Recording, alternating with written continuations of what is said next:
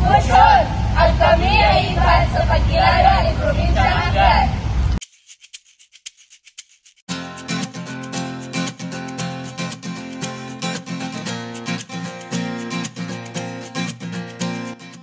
Welcome to Museo de Aklan.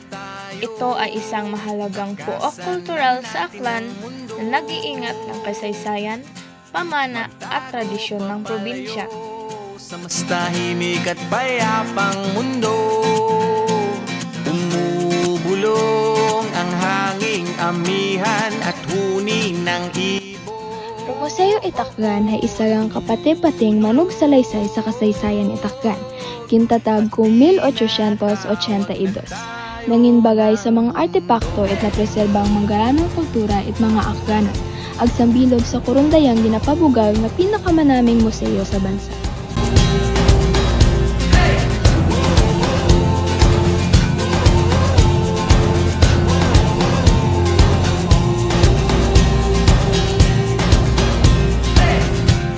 Tumakas na tayo, palayo sa maraming tao,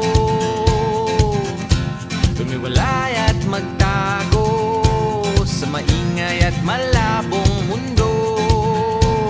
Bumubulong ang hanging habagat at hampas ng alon, dumudulog at niyayakag na tayo ng karagatan.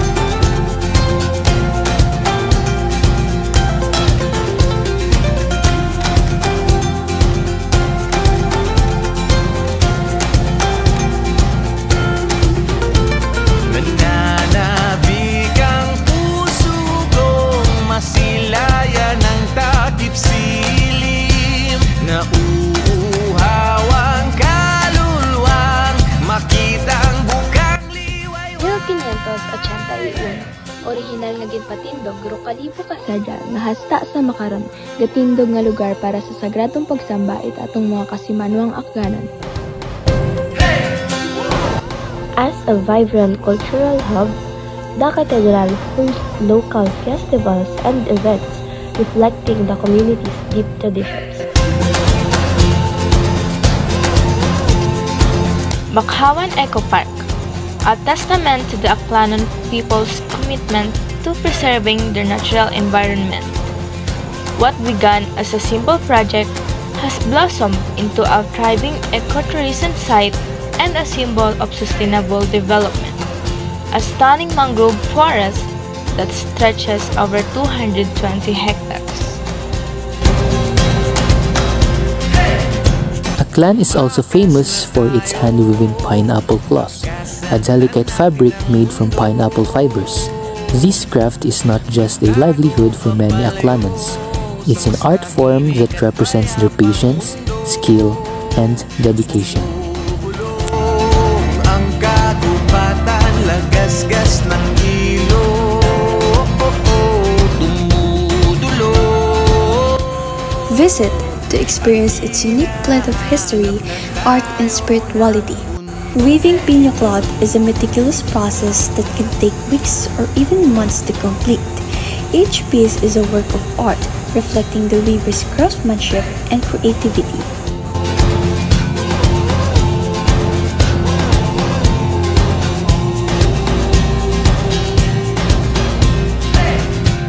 Tumakas na tayo, palayo sa maraming tao, tumiwalay at magtago sa maingay at malabong mundo. Bumubulong ang hanging habagat. Every curve and glaze, Lezo pottery tells a story of community, artistry, and the enduring spirit of local craftsmanship. Samahan kami sa pagtuklas ng mga maslimuot na pamamaraan at ang mga masigasig na artisan sa likod ng mga magandang likang ito. na sumasalamin sa tingon ng aklan sa bawat gawang kamay ng piraso. Pagtatakip ng luad, pagpapatuyo at pag-uhaw.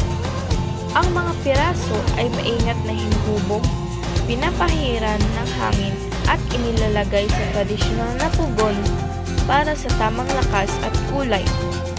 Sa huli, ang pagpinta at paglalagay ng glaze ay nagbibigay ng buhay sa mga likha. Ang bawat takbang ay nagpapakita ng dedikasyon at sining ng mga artisan na nagdadala ng kultura ng aklan sa bawat piraso. Sa usapang pagkain naman, ang inubarang manok ang matatawag na iconic dish ng aklan. It is a savory chicken dish cooked with banana pith and coconut milk. The flavors are so rich and unique, absolutely delicious. Ang pagluluto nito ay nangangailangan ng tiyaga at pagsunod sa tamang proseso para tiyak na makuha ang tamang timpla.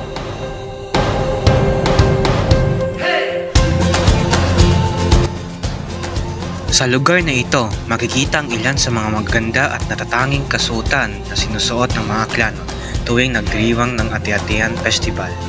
Narito rin ang ilan sa mga sining na ginawa ng mga aklanon.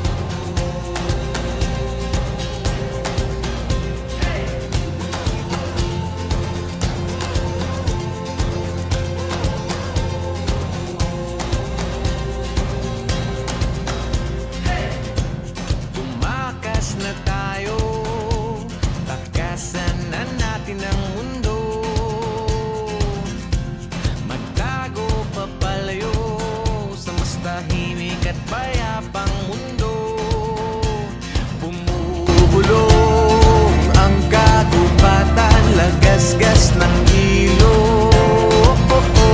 Dumudulog at hinahanap na tayo ng bundok.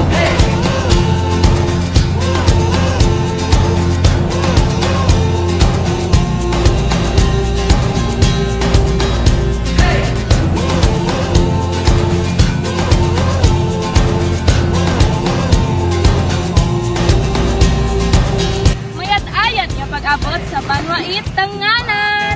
Ang baybaying ito ay isa sa mga itinuturing na tourist spot sa probinsya ng Aklan. Fishing has always been a way of life for us here in Aklan. The sea provides for us and we take only what we need, respecting the balance of nature. Bulong ang hanging habagat at hampas ng alon, dumudulog at niyayakag na tayo ng karagat.